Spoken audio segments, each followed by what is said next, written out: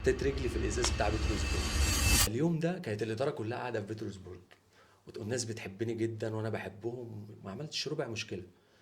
فاتغيرت في الدقيقه 44. انا شايف الحكم بيرفع التغيير، بقول اكيد مستحيل اكون انا كنت بلبس رقم 3، قلت يمكن مدي وقت 33. لا وقت ضايع. اه مثلا انا لقيت لعيب قام واقف، قلت لا ده تغيير. مش انا والله.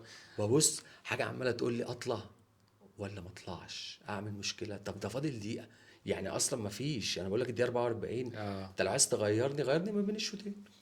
طلعت بقى، ولاد الحلال سخنوني، وانا طلعت يا دوبك بلف من عند الدكه. لا سخنوك ازاي الاول؟ هقول لك انا دكه الداخليه كلهم اخواتي واصحابي، وحتى المدير الفني اه ساعتها بس وكده. تلاموك بقى. لا وانا طالع، اوعى تعمل حاجه، عيب انت لعيب كبير، اوعى تعمل حاجه، اللي اوعى هو تعمل اعمل، حاجه دي، روح اللي هو اعمل. اعمل اه.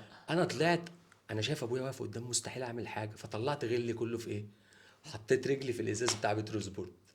راحت رجلي مفتوحه، الدكتور طلع يجري يخيط عليا والله العظيم دكتور دي مدحت اه الدكتور مدحت الله يمسيه راجل بالخير. محترم. جدا، ابو الرجوله. جاي يخيطني، قلت له مش هخيط. رحت لافف رجلي، طلعت فوق المدرج من غير ما اغير.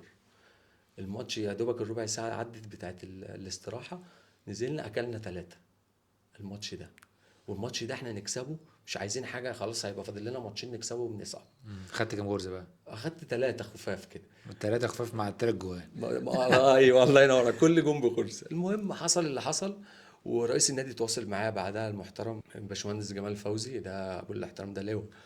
المهم قال لي احنا شفنا الموقف وبتاع، احنا مش مستنظرين منك ان ده يحصل، بس احنا هنديك عذرك لاني برضو دي مش طبيعي تغيير، اه اه. مش تغيير. طبيعي تتضايق وبتاع. ونزلت التمرين عادي وتأسفت بس ترديته.